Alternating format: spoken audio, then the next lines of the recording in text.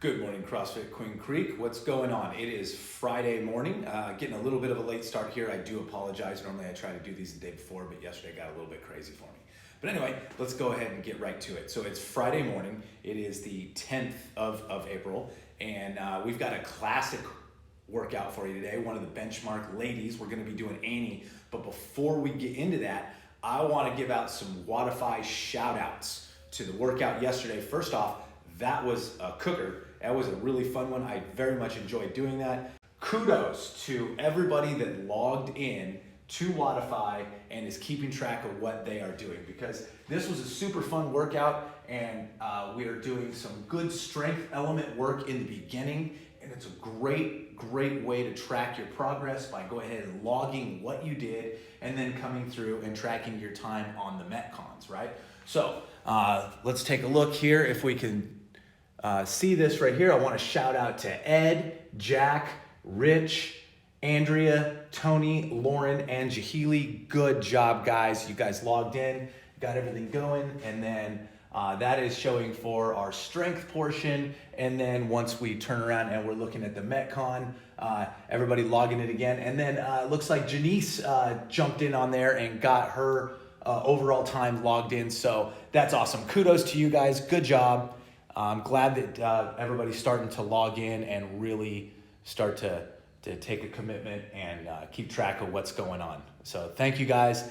I really enjoy seeing that people are up there and doing it. I believe that everybody's doing these workouts, but this, since we can't be together in the same spot, this really just drives it home that this is all going for a good cause, and you guys are putting in the work. So I'm super proud of you guys. But let's go ahead and let's get started on our warm-up today, okay? So there was no prescribed warm-up, so I went ahead and for my guys, my team, I went ahead and I put some stuff together. So if you guys want to use this, or if you want to just get with your coaches, that's cool. But we're going to go ahead and start, since Annie's got a whole heck of a lot of running in here and we're using full body with the overhead squats.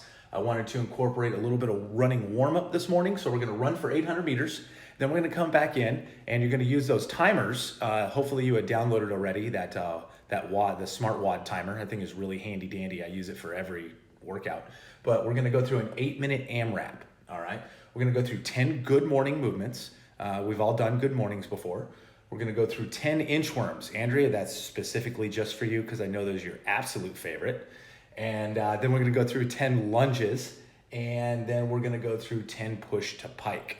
So I'll go through these movements real briefly, just to make sure that everybody's got a good, clear picture on what these individual movements are. All right, guys, so the first warm-up movement that we're going to be going through today are good mornings. Now, we've all done good mornings before. If you have a PVC pipe or if you have a broomstick, you can certainly use one of those to do this. Always a good idea. If you don't have one, not that big a deal. We'll go ahead and we'll start with our hands behind our head. And then I'm going to go ahead and turn sideways so you can get a good view of this. We're going to start with a soft bend in the knees, right? With the soft bend in the knees, we're going to kick the hips back like we're closing the car door, as if we got too much in our hands, right? So kick those hips back, and with a nice flat back neutral spine. If you happen to watch Coach Kate's video the other day talking about keeping that neutral spine in the kettlebell swing, this is a perfect example of when you could use that as well. So we're going to go through and we're going to come down with a flat back as far down as we can. We're going to feel this stretch in the hamstrings back here. Hold that for just a moment and then come on back up into a full hip extension standing straight up. So again, soft bend in the knees, kick the hips back, keep that neutral spine, come all the way down, trying to get to a level parallel position with a nice neutral spine and back up. We're going to go through that for 10 repetitions. If you have a PVC pipe or a broomstick, we can have that on our back the same way and then come down in the same position here and go through 10 times. After that, we're going to go into inchworms. So inchworms here, we're going to stand. From the standing position, we come on down, we reach down to our toes. Once we're here at our toes, we're going to walk our hands out until, I'm going to actually stay in frame here. So we're going to walk our hands out till we're in the plank position. And then I'd like you to come down to the floor all the way, press back up in a push-up. Then we're going to walk our feet back to our hands. Standing up, full hip extension. That's one repetition, so we're going to go through 10 of those. Then we're moving into 10 alternating lunges. So we're gonna do forward lunges or reverse lunges. It doesn't really matter. If you wanna do lunge pass-throughs, I know that's one of Sean's favorites. We go through, make sure that when we do that lunge, we step down, we keep the 90-degree bend with the knee above the ankle and the 90-degree bend in the hip because we're keeping our chest nice and tall. Coming back off the ground, drive through the heel. Using that to come back this way, alternate legs, come on down and back up. If you're gonna do reverse, you just step back into it. All right, and then we're gonna go into push up to pike. So push up to pike, we're trying to warm up those shoulders as much as possible, getting ready for all those overhead squats. So with a push up to pike, what we're gonna do is we're gonna come down into a push up. Just like this, hands underneath the shoulders. We're gonna come down to the floor like normal, come all the way up into a full extension, and then we're gonna take ourselves back into a pike position, making sure that our head goes through our arms into that downward dog type position, and then back just like this. We're gonna go through that 10 times. Once we've done those 10 reps, then we're gonna go through and repeat that progression as many times as we can inside of that 8-minute time duration that we set for the AMRAP on the warm-up. Okay, once we've finished our warm-up, we're gonna go ahead and move into our Metcon that we have for the day. Today, we've got one of the ladies, we're doing Annie. All right, so 400-meter run, 15 overhead squats, prescribed weight is 95 and 55 pounds. But since we're doing this all at-home workout, we do have limited equipment, so I'd like to go through just a couple of different options that we do have available to us. So, okay, let's talk about some of the equipment that can be used for today. Since we're at an at-home scenario, we don't necessarily all have a barbell and plates. So we've got a bunch of different options that we can do here. We can use a PVC pipe or a broomstick to get that overhead positioning and really work on our technique and our form for our overhead squats. If we have barbells, that's great. We can use barbells and plates. Dumbbells are really good way to do this workout as well. Working the individual arms with the dumbbells is not a bad way to go about this workout at all. Sandbag, if you have a sandbag, that is definitely usable for overhead squats, and that certainly changes the game. That would be a nice little step up there. Doing anything with a sandbag is always a challenge. Weighted pack, if you've got a backpack that you can throw some weight into, then you're good to go there. We can certainly use a wall ball if we have one, or we can just use a bumper plate. Okay, so we're gonna go over overhead squats here with a couple of different items that we can use for the overhead squats. I've got myself a PVC pipe here. If anybody has a PVC pipe, then these are certainly usable. A couple of things that we want to keep in mind. We want to have a nice wide grip. So let's talk about how to find that snatch grip for overhead positioning here just momentarily. So we want to start with go ahead and grab a nice wide grip, but we want to bend forward at the hips. So have that bar at the hips, and as we bend forward at the hip crease, we want to keep that bar there, and then we want to reach our hands out nice and wide.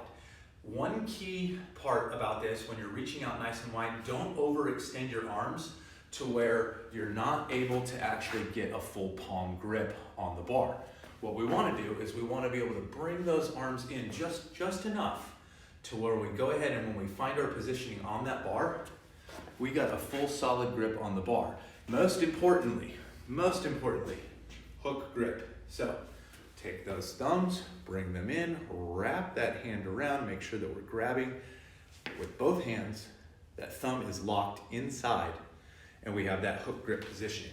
That way, we have a more secure grip on the bar. So we're gonna go ahead and we're gonna bring that up overhead in the positioning. We wanna set our arms back so that they're nice and locked in. We wanna make sure that we're turning those elbows so that we're locking those arms into position. And then as we go to come down, the first thing that's gonna happen, our hips are underneath, our feet are underneath our hips, toes are slightly canted out, the hips are gonna come back first. Just like every other movement that we do that has anything to do with a squat, hips back first, then we're gonna go ahead and come on down, making sure that that hip crease is dropping in below the knee, and then we're gonna go ahead and bring that back up, right? So we're doing a lot of reps here with the overhead squats. So make sure that arm positioning is good. Drop those hips back, come on down below parallel, and then pop back up. So that's PVC height.